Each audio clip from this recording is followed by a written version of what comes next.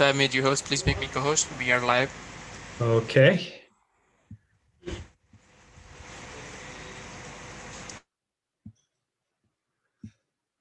There you go.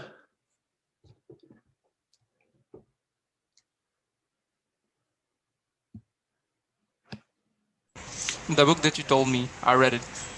Did you? Good for Yeah, you. Wow. it was a good one. Wasn't it a good one?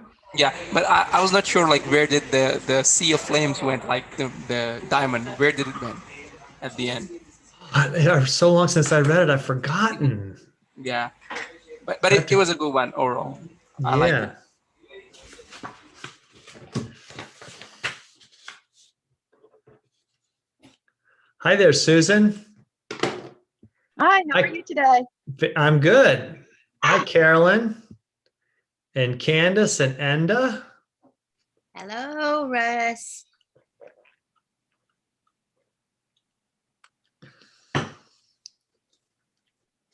Are you going to be doing the extended top 10 or is this the original one? This is the original Okay. with a few changes. Well, you keep changed. testing us. I did, yeah. If you pass it, if you took the test before, you're gonna have to take it again. The next 10 is called Top 10 International Travel Tips, and I think that's coming up Oh, this week. okay. Yeah, I've signed up for that one. Okay.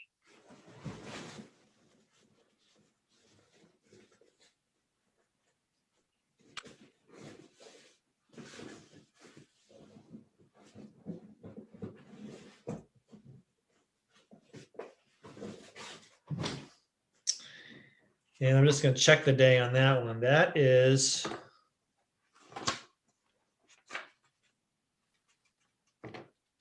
That's Thursday at 12 Eastern time. Carolyn, Yeah. remind me of your time zone.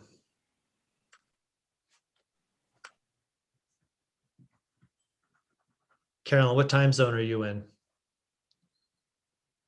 Wait, sorry, I didn't unmute me. I'm Pacific, and so I've got it down at 9 o'clock in the morning, Thursday. Are you Modesto, California? Yes, I am. That's right. Home of Gallo Winery. Okay, I knew there was some big winery in California. Couldn't remember which one. Well, there's a lot. Napa is usually the big tourist thing for wineries, but yeah, I worked there as a customer service person for 2 years after I came back from Kenya.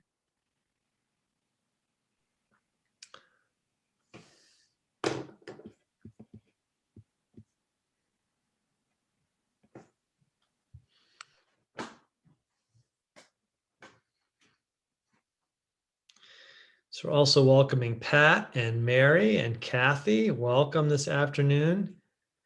If everyone wouldn't mind putting in the chat where they're from.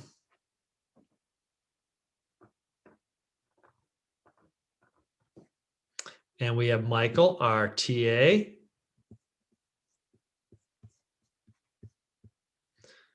And he's put in there where you can email if you want to request the recording.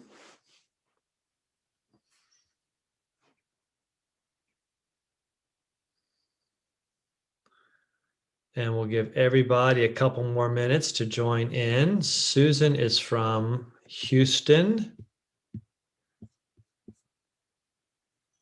Mary is from Ohio. Pat is from Poulsboro, Washington. Well, that's nice to have someone from the West Coast. Some more people from the West Coast, I should say. Susan, Houston. Kathy Engel is from Michigan. Carolyn from Modesto. Is it Wei Chen? Did I pronounce your name correctly? Yes, Wei Chen. Wei Chen. Okay, I want to get that right. Wei Chen from Houston. And Candace. Candace is also from Michigan. Some familiar faces and some new faces. I'm always really glad to have new people in travel classes. How many people here today are eager to travel? You either have to put up your hand, which means you got to put your camera on, or put up a virtual hand with your reaction button. Okay, Carolyn, Susan, Pat are all ready to do some travel.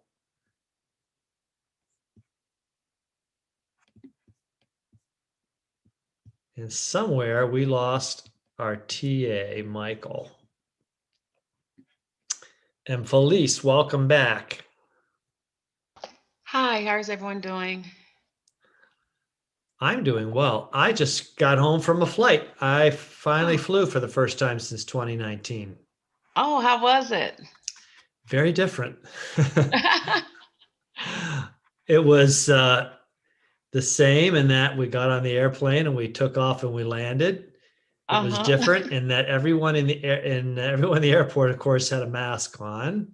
Yes. Everyone on the whole flight had a mask on, Okay.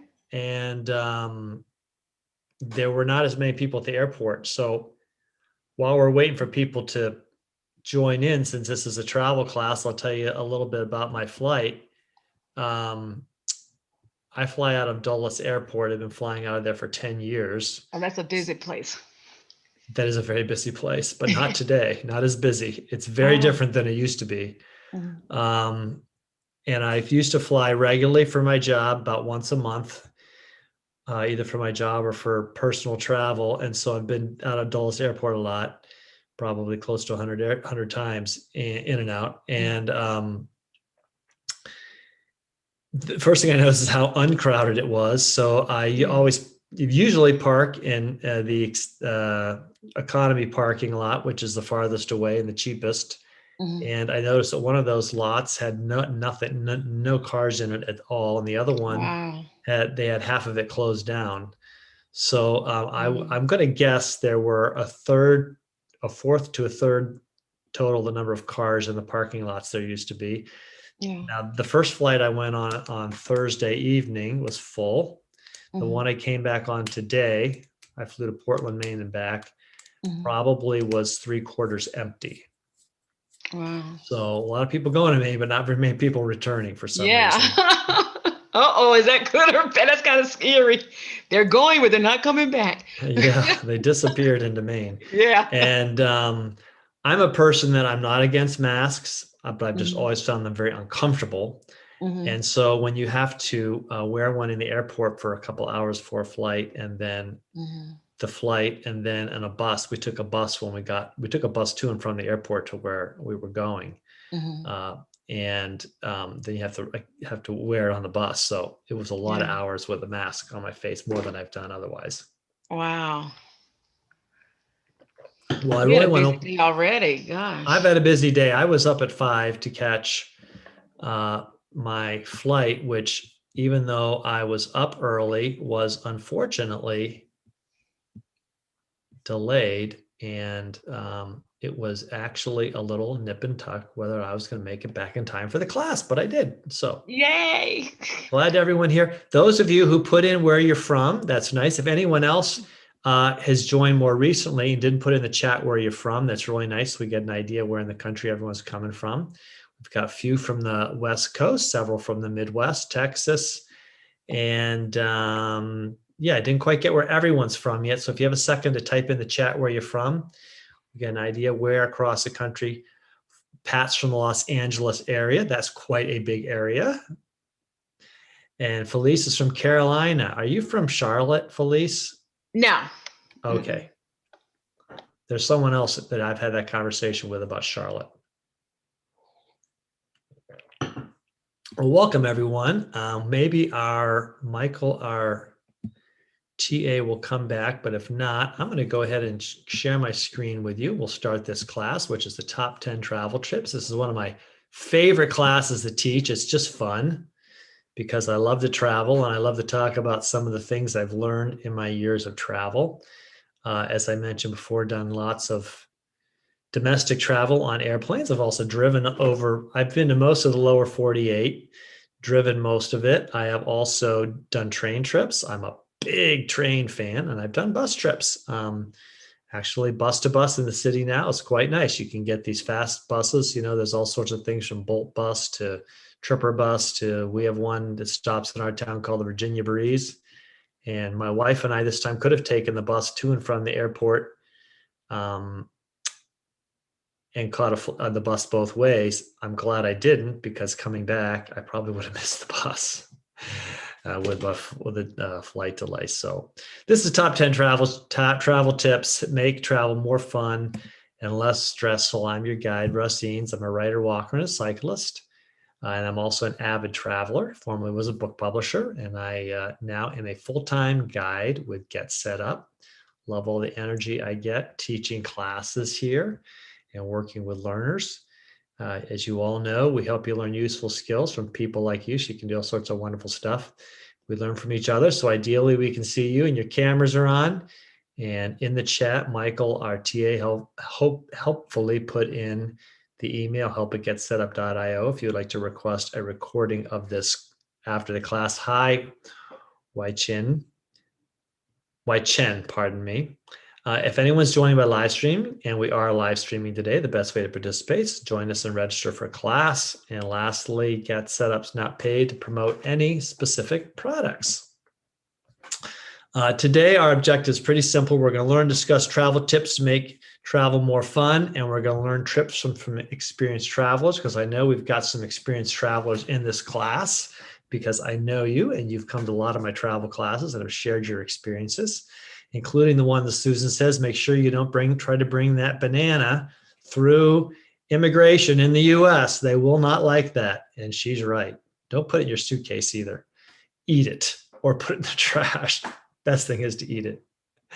The tips I'm going to give you today are good for both national and international travel, whether you're going by car, plane, bus, or train, though a lot of it does have to do with it. Several of these items do have to do with international travel. However, Thursday, I've got a class called Top 10. It's called Top International Travel Tips. I had more than 10 travel tips. I kept adding to this class. And finally I said, I'm always caught, GetStep's always telling us, you guys got to put less stuff in your class because you're just running right up to the hour. Less content, take your time, and I'm fine with that. So I've broken it down. I've got a class with more travel tips, but those are all just for international travel. Though, again, some of today's tips are for international travel. Let me start right off the bat. This is one that has a lot of meaning to me today. Tip number one is to build margin into your travel. That means a couple of things. One, it means give yourself extra time, because when you're traveling, unexpected things happen. And I can tell you, I've got a long list, I could tell you, of unexpected things that happened to me on my trips. Everything from losing something that I needed to traffic delays. I live just about 4 miles off of Interstate 81 in Virginia, and Interstate 81 is notorious for traffic holdups. There is, on average, this is somewhat sad, an accident every day somewhere on Interstate 81 in Virginia. So when we're heading off for a trip, it doesn't matter if we're going somewhere in the car for several hours, or we're going to the airport, or going to catch a bus, we check that traffic before we leave. We have an app for traffic on our phones. Heck, if we just go down to Stanton, the town which is about 30 miles south of here, where we'd like to go to the American Shakespeare Center, we check our phone before we go, because we're ushers there, and we want to make sure we're going to get there on time. Build margin into your travel. Also build margin into experience things. There's two ways to look at this thing of margin. One is that you just want to have time to enjoy and soak in the experiences, not be rushing from one place to the other. That's why I'm an advocate for what I call slow travel, and I'll be doing my slow travel class next week if you want to come back for that one. And you got to have margin into your travel if you want to travel slow. So give yourself some extra time. I've told this story before. Dulles Airport is a 2-hour drive for me. I always give myself 4 hours before the flight that I have to leave. That's 2 hours to drive, 1 hour to get from the parking lot all the way through security to my gate, and another hour for all sorts of things to go wrong. And I've had traffic jams. I've had holdups here and there, things that have been forgotten. Fortunately, I've never had a vehicle problem on my way to the airport. But I always give myself extra time to get there early, and it makes it much less stressful.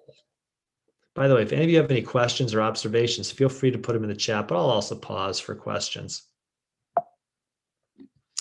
Tip number 2, use a checklist to plan and as you get ready to leave your house. I have a nice checklist. I just pulled it out the other day, dusted it off. I updated it. That checklist has all the things I need to pack for a trip. And so I've used that checklist for over 10 years because I used to travel once a month for my job.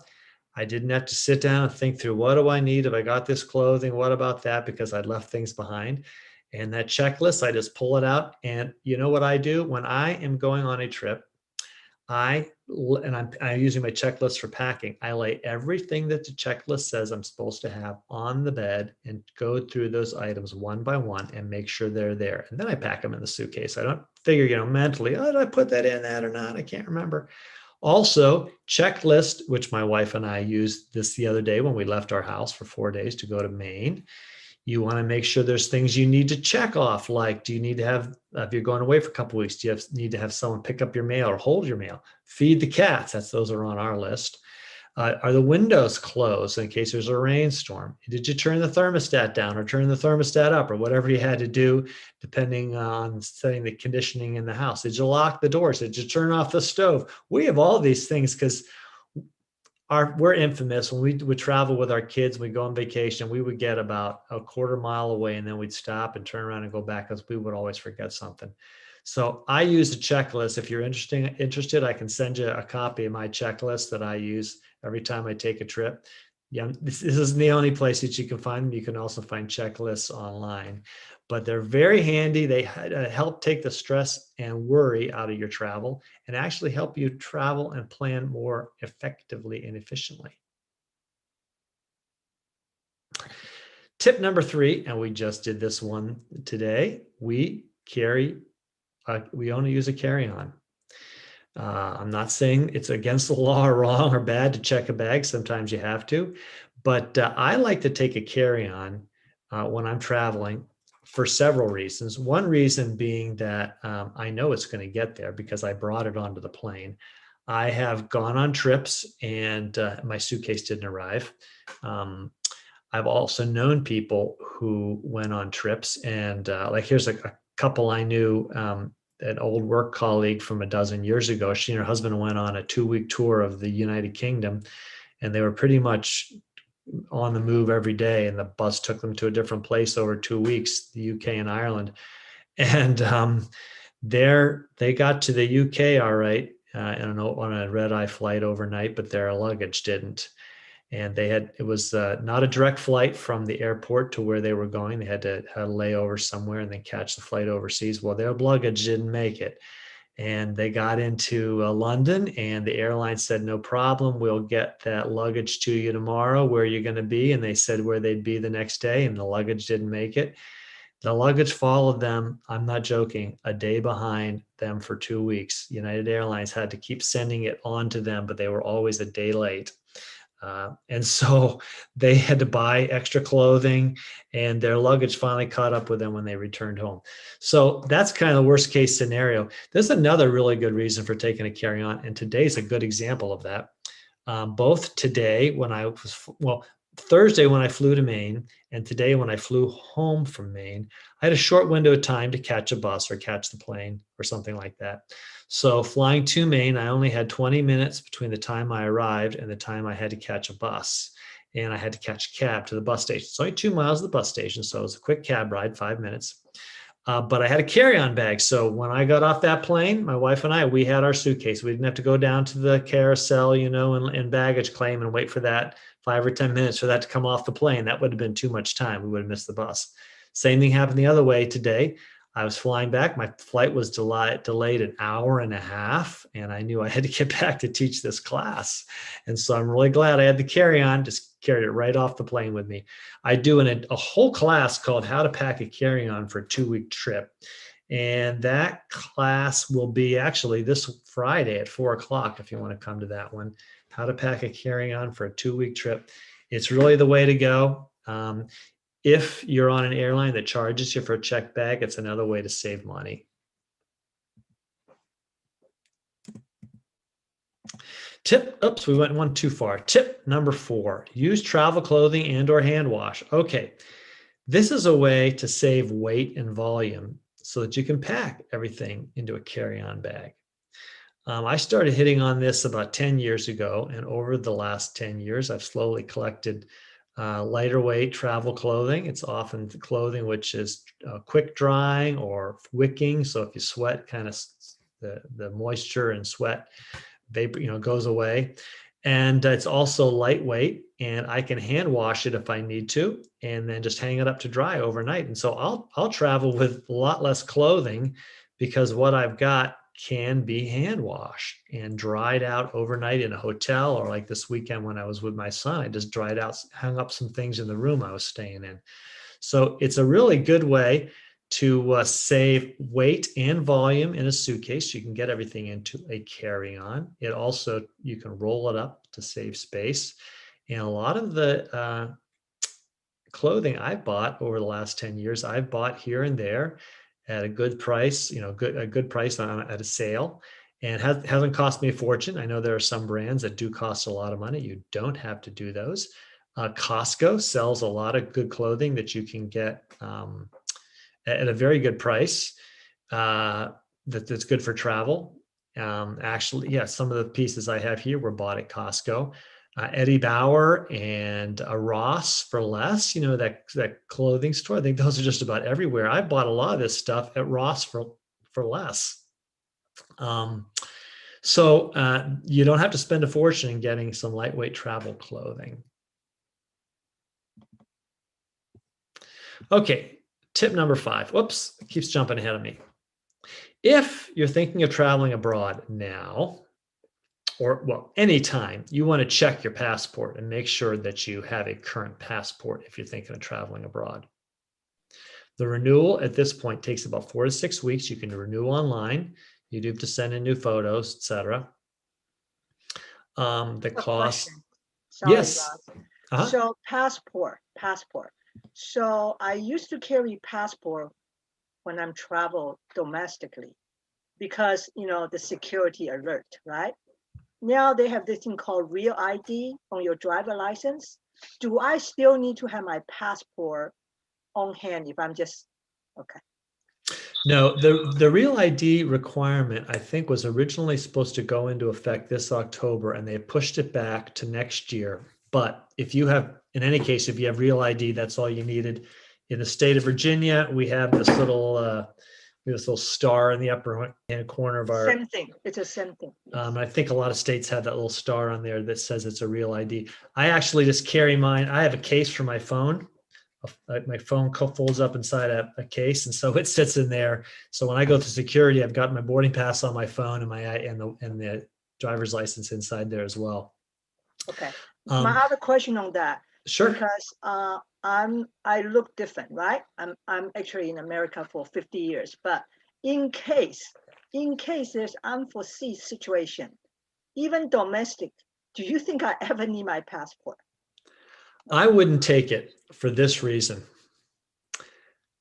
I'm a firm believer in Murphy's Law, which is if things can go wrong, they will. And I could imagine losing my passport anywhere I go, anytime. But when I'm overseas, I'm a hawk watching my passport. If I carried it along with me on a domestic travel, I might forget that I had it because I may not be thinking I need it. And I wouldn't take it along if you don't need it. I think you're fine. If you've got that Real ID, you're perfectly good. Now at the airport, everyone's wearing masks. And I'll tell you, when you go through security and they pull out your driver's license, they just ask you to pull your mask down so they can tell that you're the person on the driver's license. Curiously, this was something new to me that I experienced today at the Portland airport, Portland, Maine, coming home. They didn't even look at my boarding pass at security. They they just wanted my driver's license. And apparently the airport had information that I was flying out that day on a flight. So they knew I had a boarding pass. So that was new. Should I be worried about that? I don't know. They already know so much about me. I'm not going to worry about that. So that made it a little bit easier going through security. A new passport costs $110, and it also costs $35. I'm trying to remember what that $35 extra is. It's not for expediting it, but a new passport can take 4 months or more. I think that I know what it is. It's $110. It's a $35 for a first time application fee. So if you get a renewal, it costs $110. They don't charge you that $35 fee. You can also pay an extra $40 and get a passport card, which I have. I consider just an extra piece of identification. And it is useful if you're going into Canada. You can go in and out of Canada with your passport card, unless something has changed. Of course, right now, I don't think you can even go into Canada. But if you could, it would work. On the passport fees, if you've ever had a passport in your life, is that then considered a renewal? Or I know I'm going to have to go through the whole process because they don't have records back to 77, I don't think. That is a good question, Carolyn. I would look it up online. I bet that Okay. question is answered there. My guess is they're going to charge you the $35 fee. My Like guess it's, too. yeah, that's a good reason, not criticizing you, but thinking of myself or anyone's a good reason to not let your passport expire. And it is really easy to let your passport expire. I'll bet a lot of people last year had their passport expire and didn't even think about it because they weren't thinking about traveling last year. I mean, it's been almost 20 months since I was on an airplane. I elected last year not to fly anywhere. There was nowhere I needed to go that I couldn't drive. The farthest I drove to Maine last year. And so I think a lot of people just forgot about their passports. And now they're suddenly thinking, hey, I want to go travel. And oh my gosh, my passport has expired or is going to expire. One more thing to remember, anyone who's traveling to Europe in particular, or to any of the countries which are part of what's called a Schengen agreement, which are countries besides the EU. It's countries like Switzerland and Norway, which are not in the EU or part of the Schengen agreement. If you arrive with less than 90 days less on your passport before it expires, they will not let you in. The Schengen countries have a maximum of 90 days, and then you have to leave and return. So they reckon that you might just stay on with an expired passport. And I have known people who have arrived. They took off on an overnight flight, a red-eye flight with 90 days less in a passport, and they forgot that they were going to arrive the next day in Europe. And it was 89 days. And I know this person who was not allowed to get into the country. So after all the time, anticipation, and cost to travel, make sure that you've checked your passport. So if you're thinking of going anywhere right now, overseas, and that, by the way, that you need a passport to get into Mexico.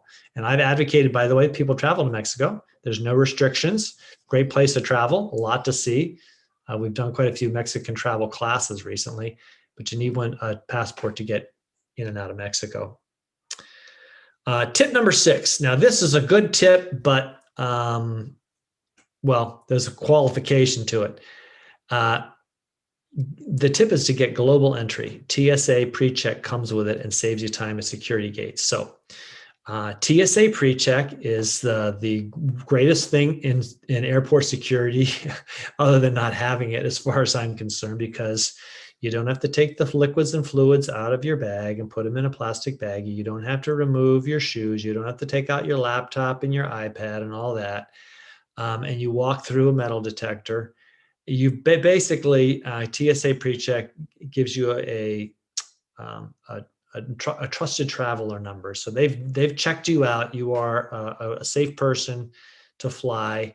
And so it's worth it. It's $85 for 5 years.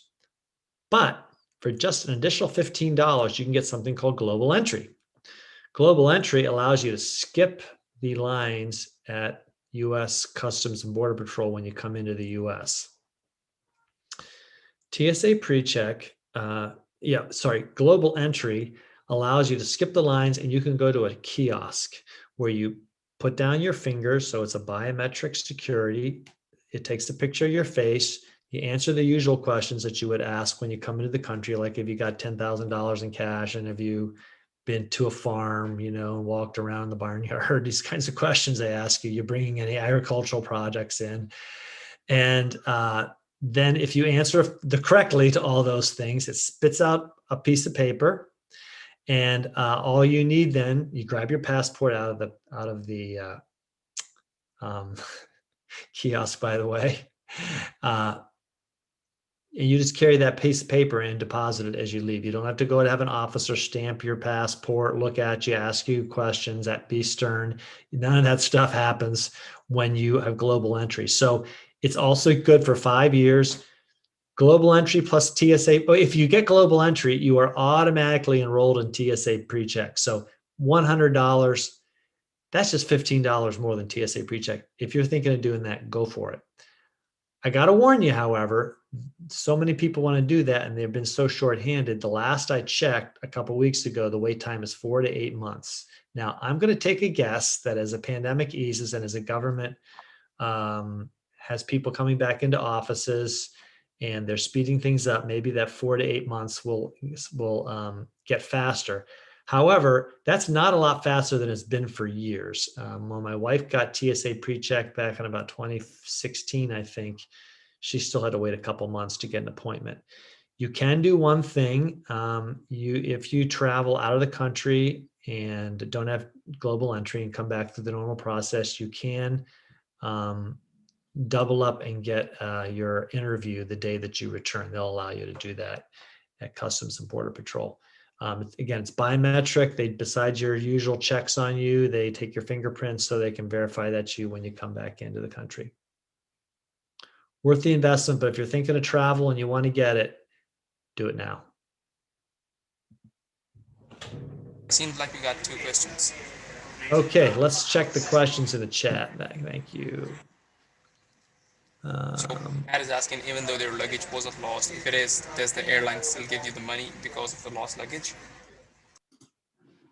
Okay, very, very good question. That airline gave them financial compensation for losing their luggage, but I don't think that financial compensation, they give you like money for buying clothing, like $100 or $200. They would say that wasn't worth it. So there is some compensation. By the way, Pat asked, someone asked, Pat, if all these tips will be in the class notes. You bet. I'm going to give you a good set of class notes at the end with all these tips and some links to things like global entry. So if you want to know what that's like, you can follow the link. Carolyn, I think global entry is under State Department or something like that. I think you can also find your passport question there. Second questions, do passports require vaccinations? Okay, no. 2 separate things. Getting a passport is your proof that you're a U.S. citizen. It's your bona fide thing you carry around the world saying you're U.S. citizens. However, there is a new thing coming called like a health passport or a vaccination passport. They're not in existence, but several European countries are pioneering them. And I think Germany, a few other countries have got them now, and they're going to be used soon. And the U.S. is apparently in conversation with them. So I wouldn't be surprised if the next 3 to 6 months, something akin to a vaccination or health passport comes out. It'll be something on your mobile phone. You'll probably pull up a QR code and they'll scan that and they'll verify that you are someone who has been vaccinated or is safe. And I'm going to come to Susan's question or point in 1 second. I'm going to just answer also. Ann Walker says, wants to know if you have TSA PreCheck, you have to pay the full $100 for global entry? I think the answer is yes. I think that if you don't have both, they will charge you. I think it's $100 for global entry, no matter what. I think you have to get them together in a similar application to get that, just $100 for both. Susan. Yeah, but the two different things. The first, the question about reimbursement for lost luggage. If you have, depending on the trip you're taking, if you have travel insurance, the travel insurance usually comes with some lost luggage coverage that will help to help you to be able to purchase things without losing money if you have to do that. Second thing about shots or so forth, European countries, you don't have to worry about it, but depending on where you might be traveling in the world, sometimes to enter certain countries, you need proof of a yellow fever vaccination. And so there are still places where you could visit where you need to check the state.gov or the CDC and see where you might need some type of vaccination to enter a country. Very good advice. That's part of the travel planning. And I am doing a class, how to plan an overseas travel on a budget. That's actually today at 4:00 if you want to come back and learn about planning. And one thing I say is research where you're going. If you're going to Europe or Canada or Mexico, you have certain predictable things that you will find true there. But if you start going to other places in Africa or South America, you might find all sorts of stuff that you need to know about travel safety and health. Tip number 7, this is one I almost employed on this trip. Stay near an airport and catch an early morning flight. Airline flights, everything's been in flux and changing over the last 2 years. So I'm watching the price of flights a lot. But one thing that used to be true is that a lot of airlines gave some of their cheapest flights were very early in the morning, like 6 a.m. flights or 7 a.m. flights. And for some of us who live maybe an hour or two or more from an airport, that would be really tough to get in the airport in time. Well, because Dulles Airport is alone is a 2-hour drive from here, and that's just getting to the airport. Besides the fact it's also a long way from the parking or wherever to the airport, and in the gate, because it's a huge airport. A couple of times my wife and I, and also some of my kids have employed this trick where you stay at an airport hotel the night before, often at a discounted rate, and they'll let you park your car there for free for a certain number of days, or at a discounted rate at the very least if you stay at their hotel, and they'll shuttle you over to the airport for free. So that's a good way to catch a cheap flight, and also reduce some of that stress and build some margin into your life. So that's just a tip to watch out for. Check on those flight times, because sometimes those early morning flights look impossible. Like, how am I ever going to do that? And then you discover, you know what? If I were to stay at the airport hotel the night before, I could double up on my parking expense. I know one time my wife and I went, basically we covered all the expense of parking by just staying at the hotel overnight the night before, and then they shuttled us to and from, and we could catch that inexpensive early morning flight. Tip number 8. This is one I can tell you about personal experience. Keep your passport on you while you're on the airplane. If this would be a good international travel tip, but I threw it in here because I think it's so important. I knew someone not related to me who flew over to Africa for a long-awaited family trip. He was actually going to Botswana, and they flew on a long flight to South Africa, to Cape Town, and it was like 6 or 7 of them in the family. And my colleague's brother-in-law got up off the plane and in South Africa to then go to catch his flight to Botswana in about 3 or 4 hours, and got to the border patrol place, the customs and border patrol, security, immigration in South Africa. And he realized that he didn't have his passport because it was in his briefcase, and he'd left his briefcase on the plane. So he had been waited in line for quite a while. And he turned around and walked all the way back to the plane, which is quite a while. And he arrived back at the gate about a half an hour after he'd left, and started asking flight attendants, anybody there, about his briefcase. His briefcase was gone with his passport. So he was stuck at the airport in South Africa, couldn't get into the country, couldn't go with a family on the trip the rest of the way. So I always tell people, keep your passport on you when you're on a plane, especially if you're on an overnight flight, a red-eye flight. Don't forget, when you get up, I'm contemplating a trip to Italy right now. If I were going to fly to Italy, I would get there about 7 a.m. Italian time, in Rome. That'd be very nice, very pleasant. Well, that's 1 a.m. at home. Well, you haven't slept very much, and it's the middle of the night. Your body's all mixed up.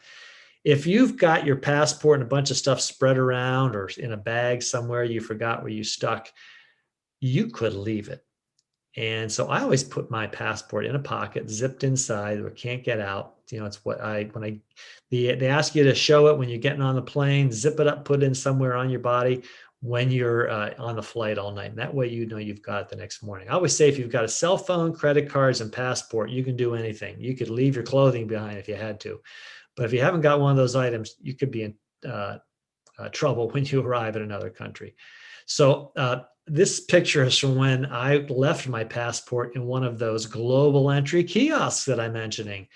I climbed off a plane after a long day of travel from York all the way home. And this is in England. So York is about 3 or 4 hours north of London. And we caught an early train down to London and transported ourselves across London to Heathrow Airport, and then flew home about 10 hours from Heathrow.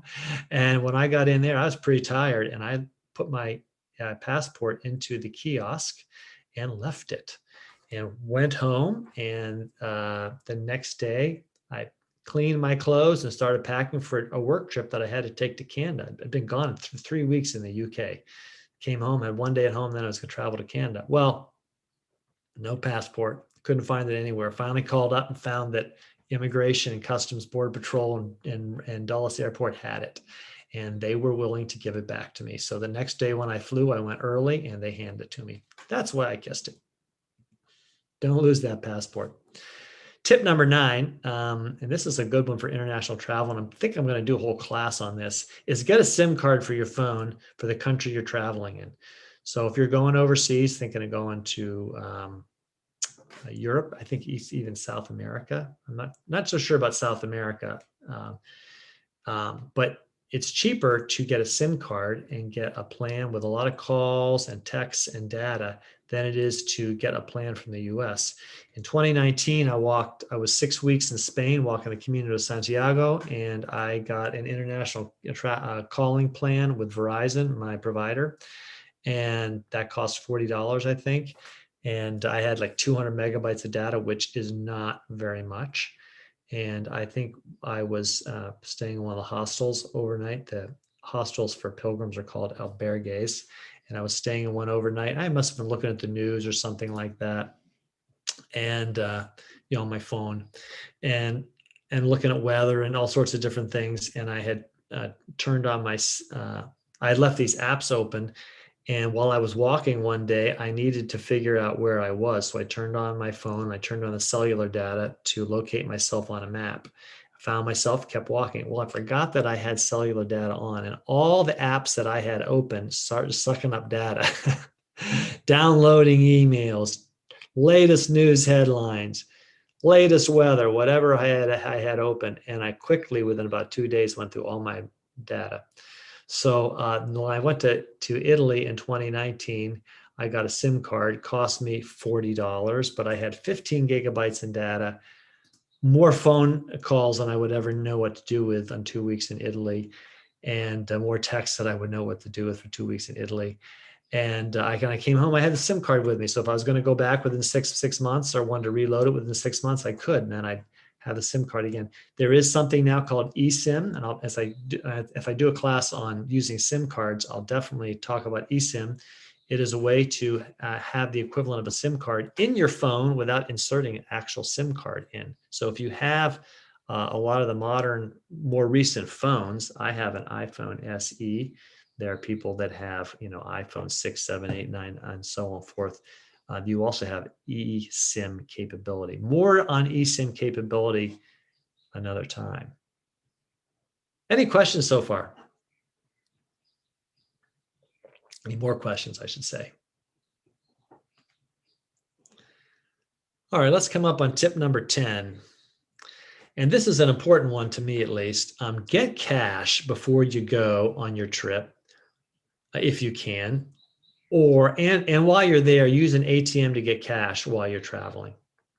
When you travel overseas, this can be any country, by the way, not just going to Europe. This will be true in Mexico. I've been to Colombia also. If I can, I get cash before I go. There's a couple of different ways you can get it. One is from friends. I put out when I went to Italy in 2019, I just put on Facebook, anybody come back from Europe and got some euros you don't want? Well, a whole bunch of people said to me, yeah, I do. I was wondering what I was going to do with all these euros I had. I mean, it was just like 20 euros or 30 euros. And I said, and I just looked up the current exchange rate on the euro and I told them how much I give them for the euros. And I think I went with about 60 or 70 or 80 euros from friends. There are certain major corporate banks. I think Wells Fargo might be one, which will give members foreign currency at a really good exchange rate. So that's a good way to get 100 Mexican pesos or Colombian pesos or British pounds Chris, before are you there go on any a trip. charges anymore? Yes, there's a good question here I'm seeing from Pat. I haven't heard of anyone using traveler's checks in probably decades. It may be possible, but you don't need them, and I wouldn't try using them. When you're in a foreign country, so I mentioned how to get cash before you go. When you're in a foreign country, you want to just use an ATM to get your cash. On your card, there is usually a little identifier of the network that ATM card that your bank has works in. So like the there's a Star network, for example, and you look for an ATM that is in that network. You are typically charged for a transaction, and it might be $2 or $3 or something like that to make a transaction. So the more you get out at a time, the less that transaction is a percentage of what you receive. And of course, that transaction is charged to your card in your account at home. That's a good way to do it. I do not go for one of those exchange places in airports that exchange currencies for you. You get a very bad exchange rate. It is a good idea before you leave to get an idea. As part of my trip planning that I tell people about today for an overseas trip, get an idea of the exchange rate before you go. So when you are going to get some currency, you have an idea what your equivalent charge is in the US. I have found that certain ATM or bank chains in different countries give you better rates of exchange or charge fewer fees than others. So like in the UK, Barclays is a good place. When you arrive in an airport, that the reason I like to have cash in my pocket when I arrive in an airport is if I want to pick up something to eat before I leave the airport, I can. If I need a few euros or a few pounds for something, I've got them in my pocket. Airport ATMs often can charge you a higher, either a higher exchange rate or higher fees. So that's what I recommend. Susan's got a very good point here. She says it's best to get a credit card with no foreign transaction fees and use cash as little as possible. Carry only small amounts of cash. There are several branded cards. I won't say the names of them here, but they are advertised themselves as no currency exchange fees. So whatever the rough currency exchange rate is what they'll charge you. Of course, you need to keep that card secure wherever you're going. I like to have some currency for small purchases, a cup of coffee. If I'm going to do a gift or something like that, I'll put it on a credit card. And often at terminals in foreign countries, they can ask you if you'd like to have the charge expressed in dollars or in the foreign currency. And you can do it either way. If you do it in the foreign currency, you'll of course see the charge on your credit card. You'll see what that exchange fee was later. These foreign exchange rates have varied wildly over the years. When I was in the UK in 2008, I believe that the exchange rate was a pound was like $1.96. When I was in the UK in 2012, the exchange rate was perhaps $1.56. And when I was I happened to be in the UK on the day of the Brexit vote. And the next day, the pound dropped temporarily 20 cents against the dollar. So it went from being like worth $1.41 US to like $1.21, very briefly, just for a day or two. When I saw that drop, though, I went out to an ATM and I got some cash because I got more pounds for my cash that day. But it's good just to have an idea before you leave what the exchange rates are. You can find those many places. You can, if you have an Apple phone and you come to my class on how to use your phone to plan travel or how to use it while you're traveling, I talk about the Convert app that you can put on your phone. There's also many other ways you can do it. You can go to major newspaper sites like the New York Times will tell you what exchange rates are between various countries in the US. Right now, the exchange rate is not so hot with the US. In other words, it will cost you more US to get those euros or pounds. In relative dollars and relative sense of where it's been over the last 15 years, it's about average of where it's been. That's good in some ways for the US because people from foreign countries can buy more of our stuff. And we like that. So that's my tip number 10. And I come back to that class on Thursday at noon. I'll give you more travel tips, especially for international travel. I'm going to stop share at this point and ask and just check and see if there are any more questions. I want to welcome everyone who joined after I started the class. Good to see you all here. Let me just check the chat. There are no more questions. Well, go ahead. And who's got a question? You can just ask it. Got a few more minutes here. Wait, I just had a question. Something you just said. You have a class on Thursday? Yes. The Thursday same class? noon, Eastern Daylight Time. Well, some of those who have been in my classes have known that this class grew from like 10 top travel tips to 11 to 12 to 13. I said, Oh, okay, I've got more than that. I'm just going to break it up into 2 classes. So there's more top travel tips, but especially for international travel on Thursdays. Some a little more very useful travel tips, but all focused on international travel. Okay, thank you. But this class has been great and a wealth of information. Thank you. Oh, you're welcome. I'll make sure we get a link to you for the Thursday class if you'd like to come. Yes, thank you very much. You switched up your numbers from the last notes I have on 510. I did switch them up, Carolyn. You're very observant. That's why when I had something like when I got to 12 or 13, I had said, okay, I got to rearrange this class. And I said, there's a couple points I better put at the beginning of this class, and we'll bump some of those others off into class number 2. For example, one of my. That's okay.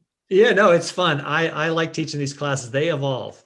This is a work in progress. I enjoy working with learners, and you guys always give me great ideas how to improve classes. So that's one thing I love about. Last class included shop secondhand stores. That was number 10, and number 11 was locate the TI before you travel, so you can walk right in when you arrive.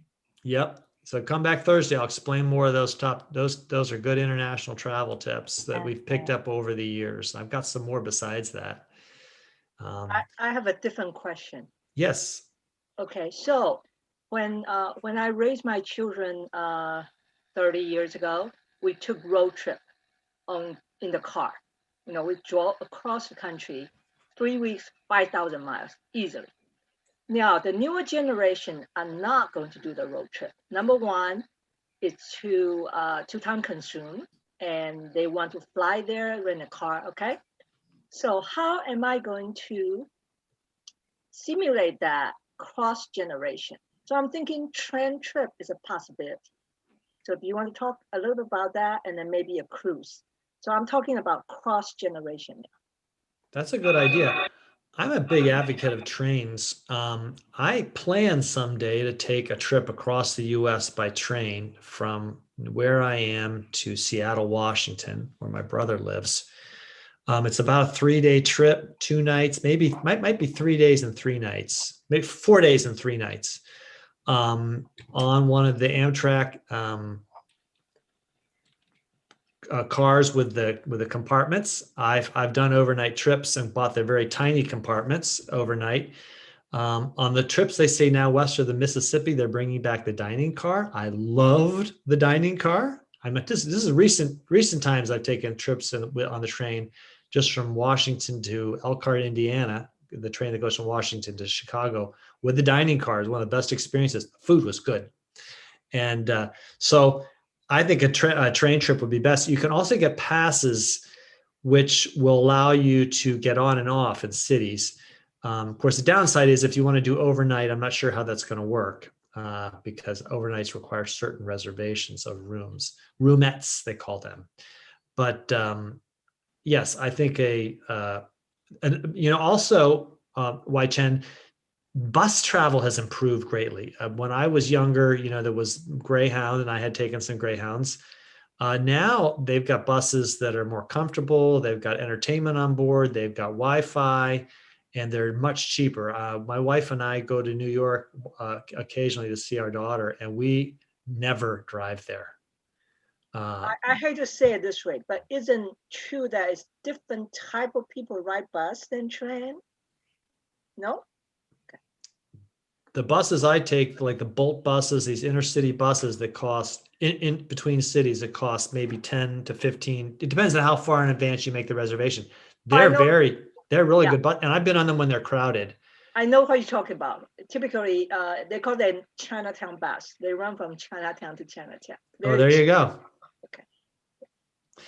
Well, you've been a great group. I'm afraid we're out of time for questions. I want to invite you to come back to more classes. Today, I'll be talking about how to travel overseas on a budget, which is about how to plan a trip. And I'll kind of go through how I'm planning a trip. At 7:30, how to save on travel as a senior. And there's one top tip. I'm not going to give it away until you have to come to the class to get the top tip. The biggest perk. Oh, you're nasty. The biggest perk for being over 62, and don't anyone give it away. You got to come to class tonight, 7:30. We'll talk about that. You've been a great group. I enjoyed having you so much. I'd love to get feedback from you, how to make classes better or suggestions for classes. I always love suggestions for classes. A lot of these classes have come from suggestions. In fact, the one at 4:00 and the one from 7:30 were suggested by learners. So I appreciate that, and glad to see newer folks. Glad to see some of you are quite familiar. Come back to other classes and have a good afternoon. Bye. Bye-bye.